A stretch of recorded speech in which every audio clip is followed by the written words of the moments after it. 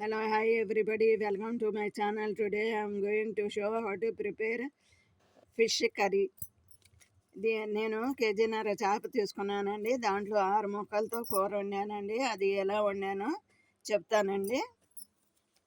దీనికి కావాల్సిన ఐటమ్స్ ఏంటంటే 150 గ్రాములు మంచి నూనె అండి, అల్లం 25 గ్రామ్స్, ఎల్లుల్లిపాయలు 25 గ్రామ్స్, చింతపండు 50 grams, garam masala 2 teaspoons, కారం 4 టీ స్పూన్స్, జీలకర్ర ఒక 5 గ్రామ్స్, కొత్తిమీర 10 రెబ్బలు, కరివేపాకు 2 రెబ్బలు, ఉల్లిపాయలు 200 గ్రాములు, పచ్చిమిర్చి 5 లేకపోతే 7 వేసుకోండి.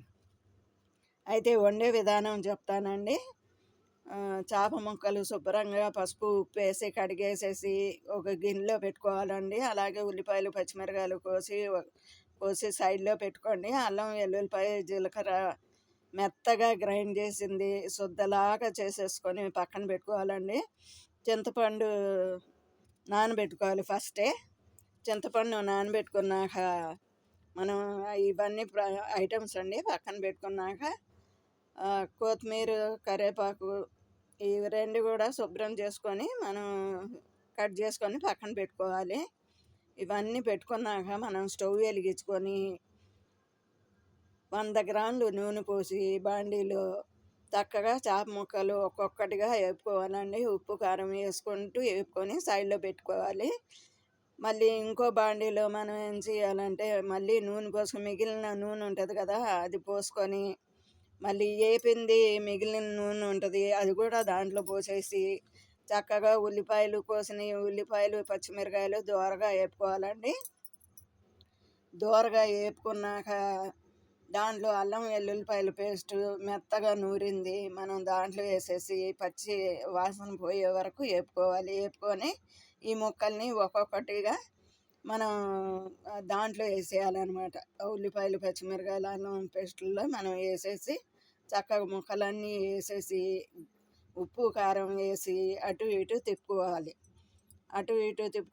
ఉప్పు కారం ఎక్కువ పట్టదు అక్కడ.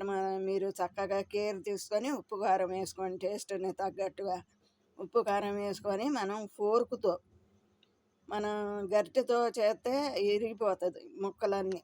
అందుకని మనం ఫోర్క్తో తీసుకొని చక్కగా అటు ఇటు తిప్పుకుంటూ చక్కగా 5 మినిట్స్ వేగినాక ఉప్పు కారం తగినంత ఉప్పు తగినంత కారం వేసుకొని వేపుకోండి. వేపుకున్నాక చక్కగా గ్లాసున్నర చింతపండు పులుసు పోసేయాలి. దాంట్లో నీళ్ళు పోసేసినాక అది చక్కగా 15 మినిట్స్ ఉడకనియాలండి. ఎందుకంటే కొద్దిగా ఇందాక ఫ్రైలో ఉడికింది కదా, 15 మినిట్స్ ఉడికితే సరిపోతుంది. బాగా ఉడికినా ఇక చేప ముక్క ఇరిగిపోతుందండి. అందుకే మనం 15 మినిట్స్ ఉడికించినాక దాంట్లో మనం గరం మసాలా మళ్ళీ కొత్తిమీర కరివేపాకు వేసేసి చక్కగా మనం దింపుకోవాలండి. దింపుకొని తింటే చాలా బాగుంటుందండి. మీరు తినండి, పిల్లలకి పెట్టండి, పెద్దవాళ్ళకి పెట్టండి. చాలా టేస్టీగా ఉంటుంది అన్నమాట. చూస్తుంటేనే మనకి నోరు ఊరిపోతుంది. అయితే ఇది కర్రీ చెప్పానండి నేను ఇవాళ. నెక్స్ట్ ఈసారి నేను ఫ్రై చెప్తానండి. చాలా టైం పడుతుంది, అందుకే ఈసారి చెప్తానండి. కర్రీ చాలా బాగుంది. ఈ చేపల కూరలో మంచి నూనె ఉప్పు చింతపండు కరెక్ట్గా ఉంటే చాలా బాగుంటుందండి ఈ చేపల కూర. ఆహా ఏమి రుచి అనుకుంటూ తినవచ్చు. ఈ వీడియో మీకు నచ్చితే లైక్ చేయండి, షేర్ చేయండి, సబ్స్క్రైబ్ చేయండి, కామెంట్స్ కూడా చేయండి. Thank you.